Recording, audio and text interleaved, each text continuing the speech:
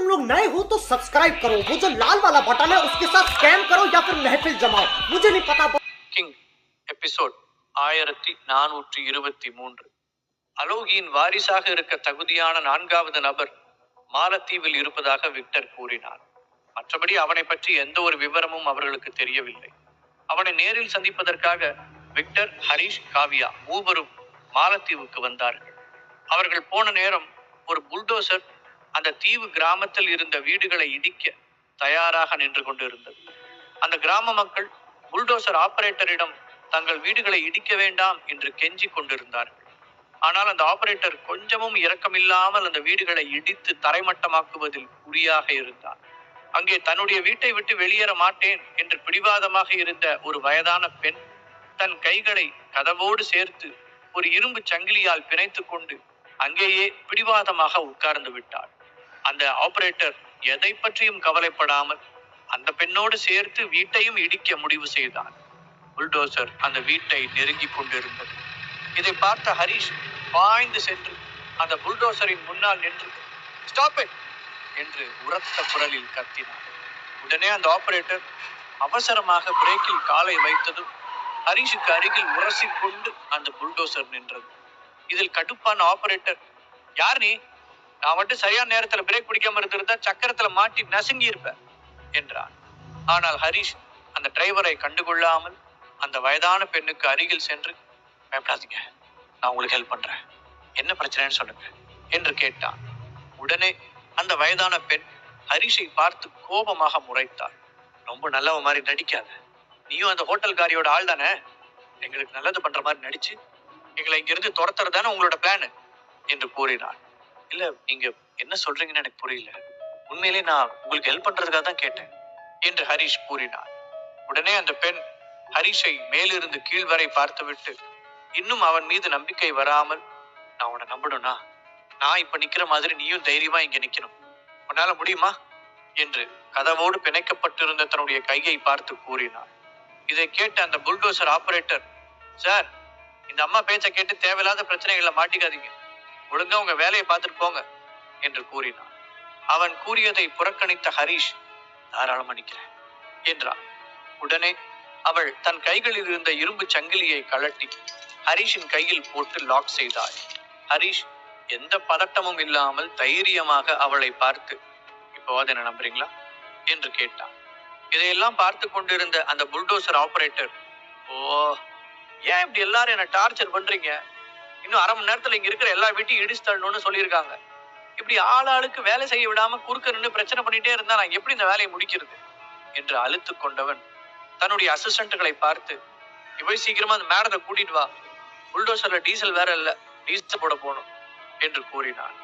இதற்கிடையில் அங்கே நின்று கொண்டிருந்த காவியா மற்றும் விக்டரை பார்த்த ஹரிஷ் கண்களால் சைகை செய்தான். உடனே அவர்கள் இருவரும் அவனுக்கு அருகில் வந்தார்கள். நம்ம தேடி வந்த பையன் இந்த கிராமத்தில் தான் இருக்கான்னு நினைக்கிறேன், அவன் யாரு நாம விசாரிச்சுக்கலாம், அதுக்கு முன்னாடி இந்த புல்டோசர் இந்த வீடுகளை இடிக்க விடாம தடுத்து நிறுத்தணும் என்று ஹரிஷ் கிசுகிசுப்பான குரலில் கூறினான். அது ஒன்றும் பிரச்சனை இல்லை ஹரிஷ், ஒரே அடியில இந்த ஆபரேட்டரையும் இவனோட ஆட்களையும் அடிச்சு தூக்கி போட்டுடலாம் என்று விக்டர் கூறினான்.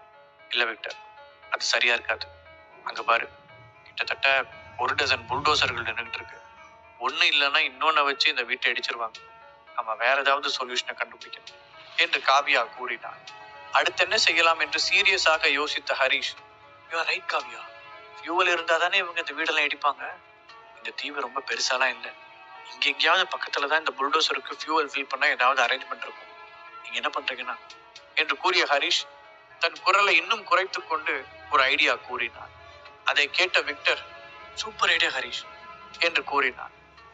ஓகே ஹரிஷ், அந்த வேலையை நாங்க பாத்துக்கிறோம், ஆனா நீ மட்டும் தனியா இங்க எப்படி, அதுவும் கையில என்று காவியா தயங்க, அது ஒன்றும் பிரச்சனை இல்லை, நான் சமாளிச்சுக்கிறேன் என்று உறுதியான குரலில் ஹரிஷ் கூறினான்.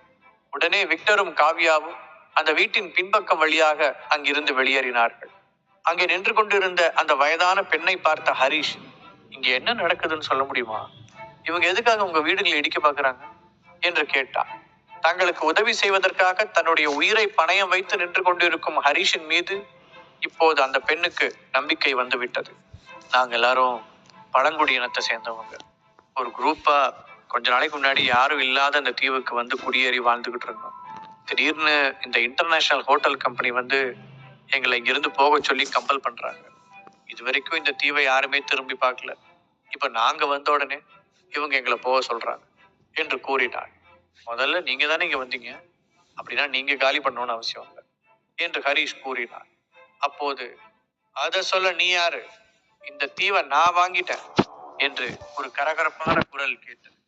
உடனே ஹரிஷ் திரும்பி பார்த்தான். அங்கே தனக்கு பின்னால் ஒரு சிறு படையுடன் 40 வயது மதிக்கத்தக்க ஒரு பெண் நின்றிருந்தாள். கழுத்தில் ஏராளமான நகைகளுடன் ஒரு குட்டி யானை நடந்து வருவது போல அசைந்து அசைந்து இவர்களை நோக்கி நடந்து வந்து கொண்டிருந்தாள். அந்த பெண்ணை பார்த்ததும் ஹரிஷுக்கு ஆச்சரியமாக இருந்தது. ஹோட்டல் பிசினஸில் மிகவும் பிரபலமான அந்த பெண்ணின் பெயர் மிராண்டா. அவளுக்கு உலகின் பல நாடுகளில் பிரம்மாண்டமான லக்ஸுரி ஹோட்டல்ஸ் இருந்தன. மிகவும் கொடூரமான குணம் கொண்டவள். அது மட்டுமல்ல, அவளை பற்றி இன்னும் சில ரகசியங்களும் ஹரிஷுக்கு தெரியும். ஆனால் அவள் எதற்காக இந்த தீவை குறிவைத்திருக்கிறாள் என்று அவனுக்கு புரியவில்லை. இந்த தீவு எனக்கு சொந்தமானது, நான் இதை விலை கொடுத்து வாங்கிட்டேன் என்று மீண்டும் அவள் அழுத்தமாக கூறினாள். உடனே ஹரிஷ் குழப்பமாக அந்த வயதான பெண்ணை பார்த்தாள். அவள், இவங்க சொல்றது உண்மையாவே இருக்கட்டும், ஆனா இங்க இருக்கிற குடிசைகள், இதுல இருக்கிற திங்ஸ், இதெல்லாம் நாங்க கஷ்டப்பட்டு கட்டினது. இதுல இருக்கிற பொருட்கள் எல்லாம் எங்களுக்கு சொந்தமானது. எங்களுக்கு கொஞ்சம் டைம் கொடுத்தா நாங்க ஒரு போட்டை ஏற்பாடு பண்ணிக்கிட்டு எங்க பொருட்களை எடுத்துக்கிட்டு அமைதியா இங்க இருந்து வெளியேறி இருப்போம். இப்படி திடுதிப்புன்னு வந்து வீட்டை இடிக்க பாக்குறாங்க, இது எந்த விதத்துல நியாயம்னு சொல்லுங்க என்று கோபமாக கேட்டார். இந்த பிரச்சனையை நான் பார்த்துக்கிறேன் என்று கூறிய ஹரிஷ் மிராண்டாவை பார்த்து, I am Harish Rajeswaran from Chennai என்று அவன் தன்னை பற்றி சொல்ல ஆரம்பித்தவுடன், I know you are the famous herbal medicine expert Harish Rajeswaran. எனக்கு நல்லா தெரியும், இந்தியாவில் நீ ஒரு பெரிய மல்டி மில்லியனியர். நாம் எல்லாரும் பணக்கார வர்க்கத்தை சேர்ந்தவங்க. ஸோ இந்த பிச்சைக்காரங்களுக்கு ஹெல்ப் பண்றதை விட நீ எனக்கு தான் சப்போர்ட் பண்ணணும் என்று கூறிய அவள், ஹரிஷ் கண்டிப்பாக தனக்கு தான் உதவி செய்வான் என்று அங்கிருந்த மக்களை ஏளனமாக பார்த்து கொண்டே கூறினார். ஆனால் ஹரிஷ் அவள் கூறியதை கண்டுகொள்ளாமல், மேடம், இவங்க சொல்றது நியாயம் தானே, இவங்க தங்களோட குடிசைகளை காலி பண்றதுக்கு கொஞ்சம் டைம் கொடுக்கலாம் என்று கேட்டார். நியாயம் தர்மம் எல்லாம் பேச எனக்கு டைம் இல்லை. ஏற்கனவே இந்த ப்ராஜெக்ட் ரொம்ப லேட் ஆயிடுச்சு. ஆக்சுவலி பல மாசத்துக்கு முன்னாடியே இதை நாங்க ஸ்டார்ட் பண்ணியிருக்கணும் என்று அவள் கூறினாள். அதை கேட்ட ஹரிஷுக்கு குழப்பமாக இருந்தது. 2-3 நாள் டைம் கொடுத்தாலே இவங்க தங்களோட திங்ஸ் எல்லாத்தையுமே எடுத்துட்டு இங்கிருந்து கிளம்பி இருப்பாங்க. அது எப்படி இவங்களால உங்களுக்கு பல மாசம் லேட் ஆகியிருக்க முடியும் என்று கேட்டான். நாங்க ஏற்கனவே ஒரு தீவுல அந்த ஹோட்டலை கட்டலான்னு பிளான் பண்ணி எல்லா வேலையும் ஸ்டார்ட் பண்ணோம். ஆனா அந்த தீவு கடல்ல மூழ்கிருச்சு என்று அவள் கோபமாக கூறினாள். உடனே அந்த வயதான பெண், இதுக்கு முன்னாடி நாங்க அந்த தீவுல தான் இருந்தோம், அங்கேயும் இவ வந்து எங்களை இதே மாதிரி சொல்லி விரட்டி விட்டுட்டா. அதுக்கப்புறம் தான் நாங்க இந்த தீவுக்கு வந்தோம். இது மட்டும் இல்ல, நாங்க எங்க போனாலும் எங்க பின்னாடியே வந்து அந்த தீவு தன்னோடதுன்னு சொல்லி எங்களை விரட்டிக்கிட்டே இருக்கா. இவ ஹோட்டல் பிசினஸ் பண்றாளா இல்ல எங்களை உளவு பார்க்கிற வேலை செய்யறாளா, ஒன்னும் புரிய மாட்டேங்குது எங்களுக்கு என்று கூறினாள். அந்த பெண் கூறியதை கேட்ட ஹரிஷுக்கு, மிராண்டா எதுக்காக இந்த பழங்குடி மக்கள் வசிக்கிற தீவுக்கு ஸ்பெசிபிக்கா ஃபாலோ பண்ணிட்டு போய் ஹோட்டல் கட்ட பிளான் பண்றா என்று சந்தேகமாக இருந்தது. இதற்கிடையில் விக்டர் மற்றும் காவியா இருவரும் அந்த குடிசைகளுக்கு பின்னால் வேகமாக நடந்து சென்று கொண்டிருந்தார்கள். சிறிது தூரத்தில் ஹோட்டல் கன்ஸ்ட்ரக்ஷன் சைட்டுக்கான கேம்புகள் அமைக்கப்பட்டு இருப்பதை அவர்கள் கவனித்தார்கள். அங்கு தொழிலாளர்கள் அதிகம் கிடையாது. கூடிய விரைவில் தொடங்க இருக்கும் பெரிய கன்ஸ்ட்ரக்ஷன் ப்ராஜெக்டுக்கான வேலைகள் அங்கே நடந்து கொண்டிருந்தது. அங்கு பணியாளர்கள் தங்குவதற்கான சிறிய அறைகள், ரெஸ்ட் ரூம், ஸ்டோரேஜ் யூனிட்ஸ், அங்கு வந்து செல்லும் வாகனங்களுக்காக ஒரு பெரிய டீசல் டேங்க், ஒரு சிறிய டேங்கர் லாரி ஆகிய அனைத்தும் இருந்தது. அந்த டீசல் டேங்கை பார்த்த காவியா, விக்டர் அங்க பாரு, டீசல் டேங்க் இருக்கு, அதுல ஹரிஷ் சொன்ன மாதிரி நம்ம பண்ணிடலாமா என்று கேட்டார். பண்ணிடலாம் காவியா, அந்த டீசல் டேங்க்ல ஹரிஷ் சொன்ன மாதிரி நாம சர்க்கரையை மிக்ஸ் பண்ணிட்டா போதும். அந்த சர்க்கரை ஃபியூவல் ஃபில்டர் இன்ஜெக்ஷன் பம்ப்ல போய் அடைச்சிரும். அதுக்கப்புறம் அந்த புல்டோசர் கதை முடிஞ்சது. இன்ஜின் சீசராக கூட சான்ஸ் இருக்கு என்று விக்டர் சிரித்து கொண்டே கூறினார். ஆனா இப்ப நாம சர்க்கரைக்கு எங்க போறது என்று ஓவியா கேட்டாள். இவ்வளவு பேர் இங்க தங்கி இருக்காங்க, கண்டிப்பா இங்க பக்கத்துல எங்கேயாவது கிச்சன் யூனிட் இருக்கும், அங்க நமக்கு தேவையான சர்க்கரை இருக்கும் என்று விக்டர் சொல்ல, அவர்கள் இருவரும் யாருக்கும் தெரியாமல் ஒவ்வொரு இடமாக பதுங்கி சென்று ஒரு வழியாக கிச்சனை கண்டுபிடித்தார்கள். அவர்கள் ஜன்னல் வழியாக உள்ளே எட்டி பார்க்க அங்கு யாரும் இல்லை. மெதுவாக உள்ளே சென்ற இருவரும் அங்கு அடுக்கி வைக்கப்பட்டிருக்கும் மளிகை பொருட்களிலிருந்து சர்க்கரை மூட்டைகளை கண்டுபிடித்தனர். அதில் 2 மூட்டைகளை தூக்கி கொண்டு டீசல் டேங்க் இருக்கும் இடத்திற்கு சென்றார்கள். அந்த இடத்தில் ஆள் நடமாட்டம் அதிகம் இல்லை. அதனால் எந்த பிரச்சனையும் இல்லாமல் 2 மூட்டைகளையும் கொண்டு வந்து அந்த டேங்கில் கொட்டி விட்டார்கள். விக்டர், இது போதுமா, இல்ல இன்னொரு மூட்டையை கொண்டு வந்து கொட்டிடலாமா என்று காவியா கேட்கவும், இது போதும் காவியா, இந்த டீசலை போட்டுக்கிட்டு ஒரு வண்டி கூட இந்த தீவுல இருந்து ஒரு இன்ச் கூட நகர முடியாது என்று விக்டர் கூறினார். அப்போது காவியா மற்றும் விக்டரின் பின்மண்டையில் துப்பாக்கி முனையை வைத்து அழுத்திய மிராண்டாவின் அடியாட்கள், ஹேண்ட்ஸ், யாராவது அசைஞ்சீங்க, உங்க மூளை சிதறிடும் என்று மிரட்டினார். அவர்கள் இருவரும் இருந்த பரபரப்பில் தங்களுக்கு பின்னால் யார் வருகிறார்கள் என்று கவனிக்க தவறிவிட்டார்கள். விக்டர் மெதுவாக கைகளை தூக்கினார். அதே போல காவியாவும் கைகளை தூக்குவது போல நடித்து கண்ணிமைக்கும் நேரத்தில் தன்னுடைய டிரெஸ்ஸுக்குள் பதுக்கி இருந்த பெப்பர் ஸ்ப்ரேவை எடுத்து அவர்கள் இருவர் மீதும் ஸ்ப்ரே செய்தாள். இந்த திடீர் தாக்குதலை எதிர்பார்க்காத மிராண்டாவின் ஆட்கள் ஒரு நிமிடம் திகைத்து போனார்கள். பெப்பர் ஸ்ப்ரே கண்களில் பட்டு அவர்களுக்கு பயங்கரமாக கண்களில் எரிச்சல் ஏற்பட்டது. அவர்களால் கண்களை திறக்க கூட முடியவில்லை. விக்டரே இதை எதிர்பார்க்கவில்லை. அவளை பார்த்து, சூப்பர் காவியா என்று பாராட்டியவன் அவர்கள் இருவரையும் தன்னுடைய காலால் எட்டி ஒரு உதை விட்டான். அவர்கள் தடுமாறி சென்று மண்ணில் குப்புற விழுந்தார்கள். எழுந்து தங்களுடைய ஆட்களை பார்த்து உதவி கேட்டு கத்த ஆரம்பித்தார்கள். காவியா, சீக்கிரம் வா, வேற யாரும் பாக்குறதுக்குள்ள நாம போய் அந்த பையன் எங்க இருக்கான்னு பார்க்கலாம் என்று விக்டர் கூறினார். காவியா தலையை அசைக்க அவர்கள் இருவரும் ஹரிஷ் தங்களிடம் ஒப்படைத்த வேலையை வெற்றிகரமாக முடித்துவிட்டு அங்கிருந்து ஓட ஆரம்பித்தார்கள். ஹரிஷை பார்த்து கோபமாக முறைத்த மிராண்டா, இங்க பாரு ஹரிஷ், உனக்கு கடைசியா ஒரு சான்ஸ் கொடுக்குறேன், ஒழுங்கா இங்கிருந்து போயிடு, தேவையில்லாம இந்த மக்களுக்கு பரிதாபப்பட்டு உன்னோட உயிரை விட்டுறாத என்று கூறினாள். அவளை பார்த்து அலட்சியமாக சிரித்த ஹரிஷ், நீங்க எனக்கு சான்ஸ் கொடுக்குறீங்களா? அதுக்கு எந்த அவசியமும் இல்லை. அதுக்கு பதிலா இந்த மக்கள் தங்களோட திங்ஸ் எடுத்துட்டு போறதுக்கு கொஞ்ச நேரம் டைம் கொடுங்க, அது போதும். யாருக்கும் எந்த தொந்தரவும் இல்லாம இந்த பிரச்சனையை சால்வ் பண்ணிடலாம் என்று கூறினான். ஹரிஷ் கூறியதை பற்றி மிராண்டா யோசித்துக் கொண்டிருக்கும் போது அங்கே ஓடி வந்த அவளுடைய ஆட்களில் ஒருவன் அவள் காதில் ஏதோ கிசுகிசுத்தான். அதை கேட்டவுடன் மிராண்டாவின் முகம் கோபத்தில் துடித்தது. அவங்களுக்கு எவ்வளவு தைரியம் இருந்தா இந்த வேலையை செஞ்சிருப்பாங்க என்று ஆக்ரோஷமாக கத்தியவள் ஹரிஷை பார்த்து, உண்மையை சொல்லு, நீ எதுக்காக இந்த தீவுக்கு வந்த? உன் ஆட்கள் டீசல் டேங்கு கிட்ட எதுக்கு போனாங்க? அவங்க பிளான் என்ன என்று சராமாரியாக கேள்விகளை எழுப்பினாள். இதை கேட்டு பதறி போன ஹரிஷ், இப்போ அவங்க 2 பேரும் எங்க என்று கேட்டான். இதுவரைக்கும் அவங்களுக்கு எதுவும் ஆகல. என் ஆட்கள் அவங்களை கட்டி போட்டு வச்சிருக்காங்க. ஆனா ரொம்ப நேரம் அவங்களுக்கு என்னால கேரண்டி கொடுக்க முடியாது என்று மிராண்டா கூறினாள். என் ஃப்ரெண்ட்ஸை பத்தி நீங்க என்ன நினைச்சிட்டு இருக்கீங்க மேடம்? அவங்கள உங்க ஆட்களால எதுவும் பண்ண முடியாது என்று கூறினார். ஓஹோ, அப்படின்னா இதெல்லாம் உன்னோட வேலை தானா? நீயும் உன் ஃப்ரெண்ட்ஸும் சேர்ந்து என்னோட வேலையை நாசம் பண்ண சொல்லிட்டு இங்க என்கிட்ட ரொம்ப நல்லவ மாதிரி நடிச்சிட்டு இருக்கியா? உண்மையை சொல்லு, நான் ஹோட்டல் கட்டுறதை தடுத்து நிறுத்தி இந்த தீவை நீ ஆக்கிரமிக்கலாம்னு நினைச்சிட்டு இருக்கியா? அதுக்கு உளவு பார்க்க தான் நீ உன் ஃப்ரெண்ட்ஸ் அனுப்பி வச்சிருக்கியா? அது இந்த மிராண்டா இருக்கிற வரைக்கும் நடக்காது என்று ஆணவத்துடன் கூறினார். உடனே ஹரிஷ், இல்ல, நீங்க நினைக்கிற மாதிரி இந்த தீவை ஆக்கிரமிக்க நாங்க இங்க வரல, நாங்க வேற ஒரு விஷயத்துக்காக இங்க வந்திருக்கோம் என்று ஹரிஷ் கூறினார். அதை கேட்ட அங்கிருந்த அந்த பழங்குடி மக்கள் அவன் என்ன சொல்ல போகிறான் என்று அவன் முகத்தை ஆர்வத்துடன் பார்த்தார்கள்.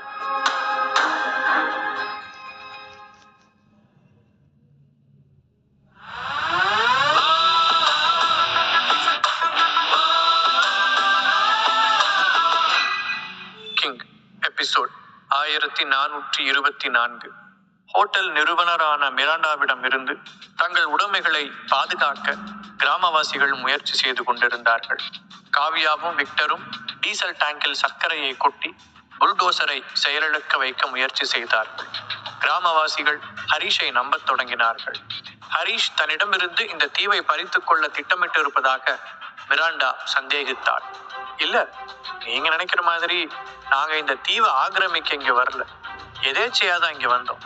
இந்த மக்கள் கஷ்டப்படுறதை பார்த்து அவங்களுக்கு ஹெல்ப் பண்ண நினைச்சோம் என்று ஹரிஷ் கூறினார்.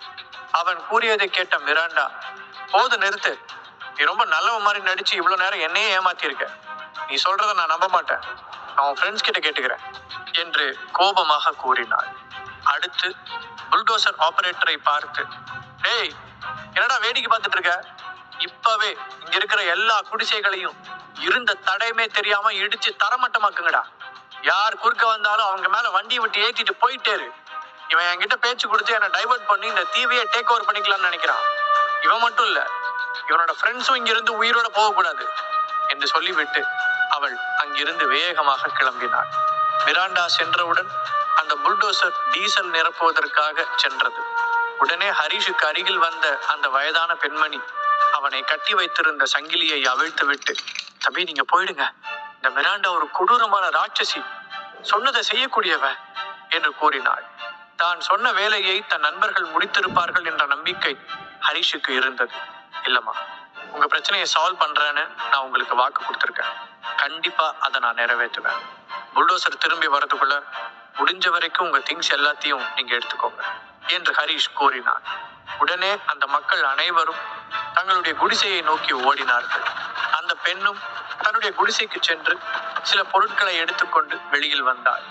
அந்த வீட்டுக்குள் திரும்பி பார்த்த ஹரிஷ், அம்மா உங்க பேரனோட போட்டோ வீட்டுக்குள்ள இருக்குன்னு நினைக்கிறேன், அதையும் எடுத்துக்கோங்க என்றான். அவள் மீண்டும் உள்ளே சென்று தன் பேரனின் போட்டோவை எடுத்துக்கொண்டு அங்கிருந்து வெளியே வந்தாள்.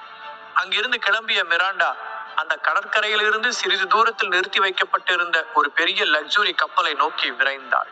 அது உண்மையில் கடலில் மிதக்கும் ஒரு சொர்க்கம் போல மிகவும் ஆடம்பரமாக இருந்தது.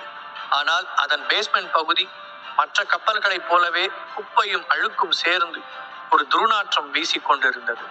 டீசல் டேங்கில் சர்க்கரை மூட்டைகளை கொட்டிய காவியாவும் விக்டரும் அங்கிருந்து தப்பித்து ஓடும் போது துப்பாக்கி ஏந்திய மிராண்டாவின் ஆட்களால் சுற்றி வளைக்கப்பட்டார்கள். அந்த ஆட்கள் அவர்களின் கைகளில் விலங்கிட்டு இந்த லக்ஸுரி கப்பலின் பேஸ்மெண்ட் பகுதிக்கு இழுத்து கொண்டு வந்து அங்கிருந்த தூண்களில் கட்டி வைத்தார்கள். அதன் பிறகு மிராண்டாவுக்கு தகவல் தெரிவித்தார்கள்.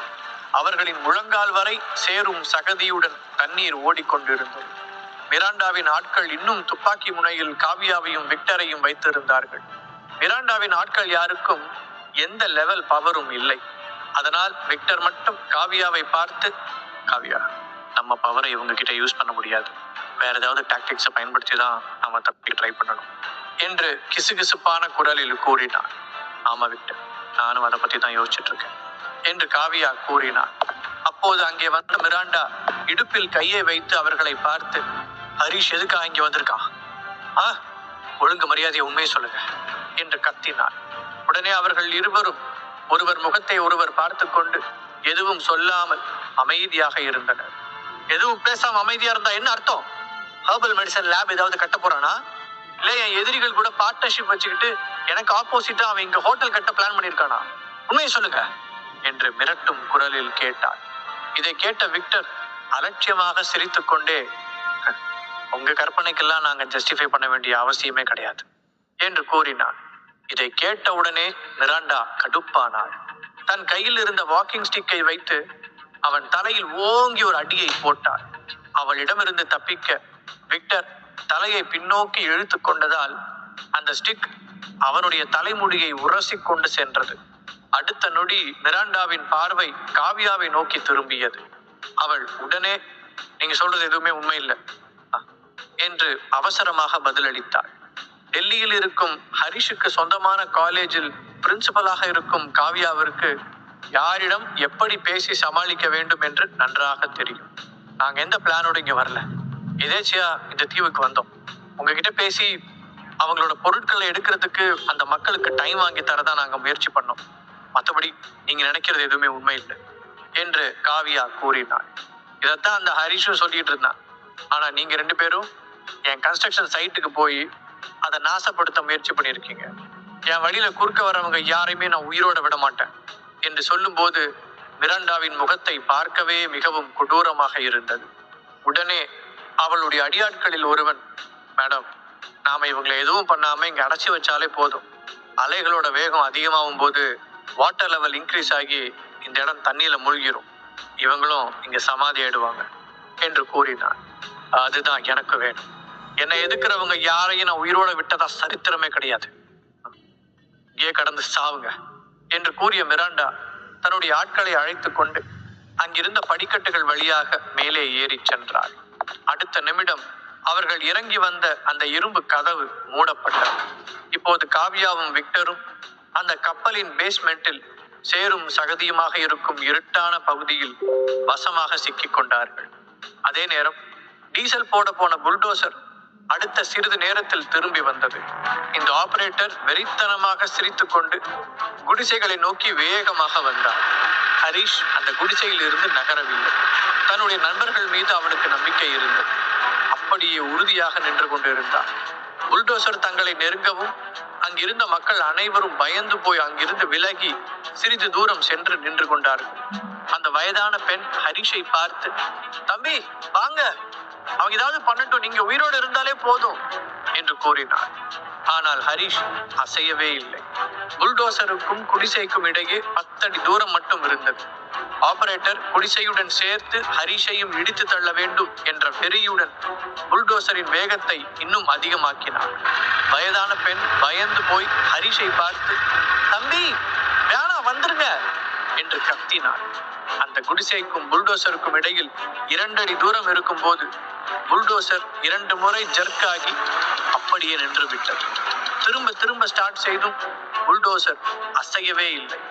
இதை பார்த்து அந்த ஆபரேட்டர் திகைத்து விட்டான். சிரித்து கொண்டே அந்த புல்டோசருக்கு அருகில் சென்ற ஹரிஷ், அவ்வளவுதான், உன் புல்டோசரோட சோலி முடிஞ்சு, இனிமே நீ எவ்வளவு ட்ரை பண்ணாலும் இதை ஸ்டார்ட் பண்ண முடியாது என்று சொன்னான். இதை கேட்ட ஆபரேட்டர், என்ன சொல்ற, எனக்கு ஒன்றும் புரியல என்று கோபமாக கேட்டான். என் ஃப்ரெண்ட்ஸ், நான் சொன்ன வேலையை பர்ஃபெக்டா செஞ்சிருக்கேன். நீ இப்போ ஃபில் பண்ணிட்டு வந்த அந்த டீசல் டேங்க்ல அவங்க சர்க்கரையை மிக்ஸ் பண்ணியிருக்காங்க. அநேகமா உன் இன்ஜின் நேரம் காலியா இருக்கும் என்று கூறினான். அதை கேட்ட அந்த ஆபரேட்டரின் முகம் இருண்டு போனது. அவன் கூறியதை கேட்டு அங்கிருந்த மக்கள் சந்தோஷமாக ஓடி வந்து ஹரிஷை பாராட்டினார்கள். அவர்களிடம், உங்க திங்ஸ் எடுத்துக்கிறதுக்கு உங்களுக்கு இன்னும் கொஞ்சம் டைம் கிடைச்சிருக்கு என்று ஹரிஷ் கூறினார். இதையெல்லாம் பார்த்து திகைத்து போன அந்த வயதான பெண் ஹரிஷை பார்த்து, ரொம்ப நன்றி தம்பி, நீங்க இல்லைன்னா இந்த மிராண்டாவோட ஆட்கள் ஒரு பொருளை கூட எடுக்க விடாம எல்லாத்தையும் இடிச்சு நிரம்பி இருப்பாங்க. ஆமா, நானும் கேட்கணும்னு நினைச்சேன், நீங்க ஏதோ ஒரு காரணத்துக்காக தான் இங்க வந்திருக்கீங்கன்னு நினைக்கிறேன். அது என்ன நாங்க தெரிஞ்சுக்கலாமா என்று கேட்டாள். உடனே ஹரிஷ் தன் மொபைலை எடுத்தான். அதில் விக்டர் கொடுத்த வீடியோவில் இருந்து ஸ்கிரீன்ஷாட்டை எடுத்து ஒரு சிறுவனின் போட்டோவை காட்டினார். கண்கள் விரிய அந்த போட்டோவை பார்த்த அந்த பெண், அட நம்ம மகதீரன், இவனை எங்க எல்லாருக்கும் நல்லா தெரியும். இவனுக்கு அப்பா அம்மா யாரும் இல்ல. கடந்த சில வருஷங்களா அவன் எங்க கூட தான் இருக்கான். நாங்க இவனைதான் எங்க கொலசாமியா நினைக்கிறோம் என்று சொன்னார். அதை கேட்ட ஹரிஷுக்கு அது ஆச்சரியமாக இருந்தது. அலோகியின் வாரிசாக இருக்க தகுதியானவன் என்று விக்டர் கூறியதை வைத்து அவர்கள் மூவரும் அந்த சிறுவனை தேடி இங்கு வந்தார்கள். மற்றபடி அந்த சிறுவனிடம் என்ன மாதிரியான திறமைகள் இருக்கிறது என்று அவர்களுக்கு தெரியவில்லை. அப்படி இந்த பையன் உங்களுக்கு என்ன பண்ணிட்டான் என்று ஹரிஷ் ஆர்வத்துடன் அந்த பெண்ணிடம் கேட்டான். மகதீரன் ஒரு அதிசய குழந்தை. கடல்ல மூழ்காத தீவுகளை அவனால கண்டுபிடிக்க முடியும். அவன் சொல்ற தீவுகள்ல தான் நாங்க இவ்வளவு நாளா இருந்தோம். அவன் எங்க கூட இருக்கிற வரைக்கும் இயற்கையால எந்த ஆபத்தும் எங்களுக்கு வராது. ஆனா இந்த மிராண்டாவால எங்களால் அதை தக்க வச்சுக்க முடியல என்று அவள் கவலையுடன் கூறினாள். அந்த பெண் கூறியதிலிருந்து, மகதீரனுக்கு இயற்கை சீற்றங்களை கட்டுப்படுத்தும் சக்தி இருக்கிறது. அதனால்தான் அவன் அந்த தீவில் இருக்கும் வரை அந்த தீவுக்கு எந்த பிரச்சனையும் ஏற்படவில்லை. இவர்களை விரட்டிவிட்டு மிராண்டா அந்த தீவுக்கு வந்து ஹோட்டல் கட்ட முயற்சி செய்யும் போது மீண்டும் அந்த தீவு கடலில் மூழ்கி விடுகிறது என்று ஹரிஷுக்கு புரிந்தது. நான் உடனே மகதீரனை பார்க்கணும். இப்போ அவன் எங்க இருப்பான் என்று ஹரிஷ் கேட்டான். மிராண்டாவோட ஆட்கள் இந்த தீவுக்கும் வந்து எங்களை துரத்தி விட போறாங்கன்னு தெரிஞ்ச உடனே அவன் ஒரு பாய் மரப்படகை எடுத்துட்டு நாங்க குடியேறதுக்கு வேற ஒரு தீவை தேடி போனான். அவன் போய் ரொம்ப நேரம் ஆகுது. அநேகமா இந்நேரம் அவன் திரும்பி வந்துட்டு இருக்கான் என்று கடலை பார்த்து கொண்டே அந்த பெண் கூறினான். சரி, சீக்கிரம் உங்க திங்ஸ் எல்லாத்தையும் பேக் பண்ணுங்க, நான் போய் என் ஃப்ரெண்ட்ஸை காப்பாற்றணும். அதுக்குள்ள மகதீரன் வந்தா பார்க்கலாம், அப்படி இல்லைன்னா நாங்க தேடி போறோம் என்று கூறிய ஹரிஷ் கன்ஸ்ட்ரக்ஷன் சைட்டை நோக்கி விரைந்தான். அங்கே காவலுக்கு இருந்த மிராண்டாவின் ஆட்களில் ஒருவனை பிடித்து ஒரு கட்டிடத்தின் பின்பக்கம் அழைத்து கொண்டு சென்ற ஹரிஷ், இங்க வந்த என் ஃப்ரெண்ட்ஸ் எங்க இருக்காங்க சொல்லலனா என்று அவனை அடிக்க தயாரானான். உடனே அவன், சார் நீங்க என்ன அடிக்கலாம் வேண்டாம், நானே சொல்லிடுறேன். உங்க ஃப்ரெண்ட்ஸ் 2 பேரையும் எங்க ஆளுங்க கையில விலங்கு போட்டு இழுத்துட்டு போயிருக்காங்க என்று உடனே அவன் வழிக்கு வந்து விட்டான். மிராண்டா தன்னுடைய எதிரிகளிடம் மட்டுமல்ல, தன்னுடைய ஆட்களிடமும் கொடூரமாக நடந்து கொண்டார். அங்கே இருக்கும் பெரும்பாலானவர்கள் தங்களுடைய குடும்ப சூழ்நிலை காரணமாக வேறு வழி இல்லாமல் அவளுடைய கொடுமைகளை சகித்துக் கொண்டு வேலை செய்து கொண்டிருந்தார்கள். அவன் கூறியதை கேட்ட ஹரிஷ், அது எனக்கு தெரியும், அவங்களை எங்க அடைச்சு வச்சிருக்காங்கன்னு கேட்கிறேன் என்றார். சார், அவங்க இங்க இல்லை என்று கடலை சுட்டி காட்டினான். அங்கே கரையில் இருந்து சிறிது தூரத்தில் மிதக்கும் கோட்டையை போல பிரம்மாண்டமாக இருந்த கப்பலை பார்த்த ஹரிஷ் திகைத்து போனான். அந்த கப்பலில் ஒவ்வொரு தளத்திலும் துப்பாக்கி ஏந்திய காவலர்கள் கண்காணித்துக் கொண்டிருந்தார்கள். அந்த கப்பல்லையா? அங்க என் ஃப்ரெண்ட்ஸை மிராண்டா எங்க வச்சிருக்காங்கன்னு உனக்கு தெரியுமா என்று ஹரிஷ் கேட்டான். அது எனக்கு கரெக்டா தெரியாது. ஆனா இந்த மாதிரி தனக்கு எதிராக யாராவது நடந்துக்கிட்டாங்கன்னா அவ கப்பல் இருக்கிற பேஸ்மெண்ட்ல அடைச்சு வச்சிருவான். அலைகளோட வேகம் அதிகரிக்கும் போது அந்த இடத்துல தண்ணியோட லெவல் அதிகமாகும். அதுல மூழ்கி அவங்க மூச்சு திணறி செத்து போயிடுவாங்க. நீங்க சீக்கிரமா போய் அவங்களை காப்பாத்துங்க என்று அவன் சொன்னான். ஹரிஷ் உடனே அங்கிருந்து கிளம்ப போனான். சட்டென்று அவன் கையை பிடித்து தடுத்த அந்த நபர், சார், போறதுக்கு முன்னாடி என்னை 2 அடி அடிச்சுட்டு போறீங்களா சார்? நான் தான் உங்களுக்கு ஹெல்ப் பண்ணேன்னு தெரிஞ்சா அந்த ராட்சசி என்னை துண்டு துண்டா வெட்டி கடலை தூக்கி போட்டுருவான் என்று கூறினான். உதவி செய்த அவனை அடிக்க ஹரிஷுக்கு மனம் வரவில்லை. என்ன செய்யலாம் என்று யோசித்த ஹரிஷ் அவனுடைய காதுக்கு பின்பக்கம் இருக்கும் மர்ம புள்ளியை வைத்து அழுத்தினான். அடுத்த நிமிடம் அந்த நபர் சந்தோஷமாக மயங்கி சரிந்தார். கப்பலில் கழிவுகள் வெளியேறும் பேஸ்மெண்ட் பகுதியில் மிராண்டா தன்னுடைய நண்பர்களை அடைத்து வைத்திருக்கிறாள் என்று ஹரிஷுக்கு தெரிந்துவிட்டது. அதிலிருந்து எப்படி அவர்களை காப்பாற்றுவது என்று அவன் யோசித்தான். கப்பலின் மேல் தளத்தில் துப்பாக்கியுடன் கண்காணிப்பில் ஈடுபட்டு கொண்டிருக்கும் அந்த காவலர்களுக்கு தெரியாமல் அவன் தண்ணீருக்குள் நீந்தி சென்று அந்த கப்பலை அடைய முடிவு செய்தான். ஹரிஷ் மிகவும் பலசாலி. தண்ணீருக்குள் நீண்ட நேரம் மூழ்கும் அளவுக்கு அவனுக்கு திறமை இருக்கிறது. சாதாரணமாக நீந்தி சென்றால் கரையில் இருந்து அந்த கப்பலை அடைய நேரம் எடுக்கும். அதனால் வேகமாக செல்வதற்கும் தண்ணீரில் நீண்ட நேரம் நீந்தும் போது மூச்சு திணறல் ஏற்படாமல் இருப்பதற்கும் அவன் எனர்ஜி டேப்லெட்டுடன் பிரீத்திங் டேப்லெட்டையும் சேர்த்து விளங்கினான். அதே நேரம் அந்த கப்பலின் பேஸ்மெண்ட் பகுதியில் உள்ள தூண்களில் கட்டி போடப்பட்டிருந்த காவியாவும் விக்டரும் அங்கிருந்து எப்படி தப்பித்து செல்வது என்று யோசித்துக் கொண்டிருந்தார்கள். மிராண்டாவும் அவளுடைய ஆட்களும் அவர்கள் வந்த கதவை பூட்டிவிட்டு சென்றதால் அந்த இடம் இருட்டாக இருந்தது. அத்துடன் எங்கேயும் அசைய முடியாதபடி அவர்கள் கட்டி வைக்கப்பட்டிருந்தார்கள். அந்த இடத்தில் கப்பலின் ஆயில் பிளஸ் அழுக்கு சேர்ந்த அந்த தண்ணீர் ஒரே துர்நாற்றமாக இருந்தது. விக்டர், என்னால் இங்க இருக்கவே முடியல, பயங்கர ஸ்மெல்லா இருக்கு. இங்கிருந்து நம்ம எப்படி தப்பிச்சு போறது என்று காவியா கேட்டாள். அதைத்தான் நானும் யோசிச்சுட்டு இருக்கேன். வெளியே போக ஏதாவது வழி இருக்கான்னு பார்க்கலான்னா நம்ம கையை வேற தூணோட சேர்த்து கட்டி போட்டு வச்சிருக்காங்க என்று விக்டர் கூறினார். அப்போது திடீரென்று, வாட் த ஹெல் விக்டர், கீழே பாரு என்று காவியா கத்தினாள். உடனே விக்டர் கீழே குனிந்து பார்த்தான். தண்ணீரின் லெவல் அதிகமாகி கொண்டிருப்பதை அந்த இருட்டிலும் அவனால் உணர முடிந்தது. முதலில் முழங்கால் வரை இருந்த தண்ணீர் இப்போது கொஞ்சம் கொஞ்சமாக மேலே ஏறி அவர்களுடைய இடுப்பு வரை வந்து விட்டது.